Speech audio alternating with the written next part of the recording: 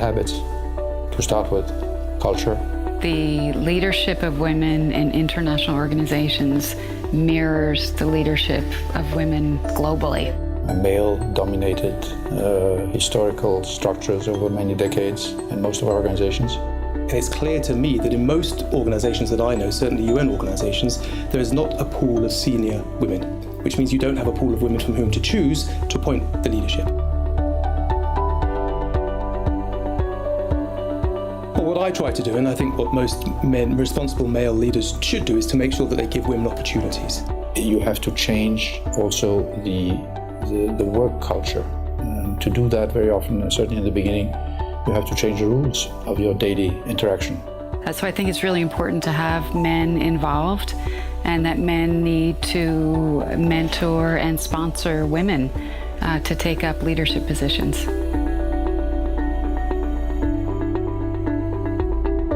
I think making sure that women on your staff have the opportunity to test themselves, have the opportunity to rise, have the opportunity to get promoted, I think is immensely important. So removing those barriers and making sure that women are exposed to the possibilities, I think is very, very important. My own Secretary General at the ITU is a gender champion, and he's very proud of it. And because of his role as a gender champion, he has made a number of commitments, and he has also honored the panel parity pledge. Everybody had to take a commitment never again to be part of a panel or any discussion where both genders were not present. That has changed the culture, and it has changed the way people look. But what it does in particular is to give, to an extent that is much richer than before, the opportunity to be heard.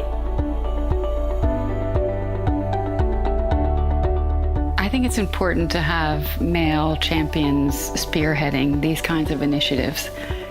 The International Gender Champions of Geneva is one great example. It's now an issue that is moving very quickly. A lot of peer pressure has been brought to bear because more and more of these leaders have become champions. I think peer pressure makes a difference, and again, the Geneva Gender Champion Network is doing that. I think the most powerful way to do this is to point to the research, and the evidence is absolutely clear that diverse workforces, and I don't just mean men and women, but also diversity in terms of culture, sexuality, so on and so forth, diverse workforces are far more effective than non-diverse workforces. So there's a very clear business case. If you want your organisation, your company, whatever it is to succeed, you must make sure you have diversity. And I think that's the really powerful argument that we should be mobilising.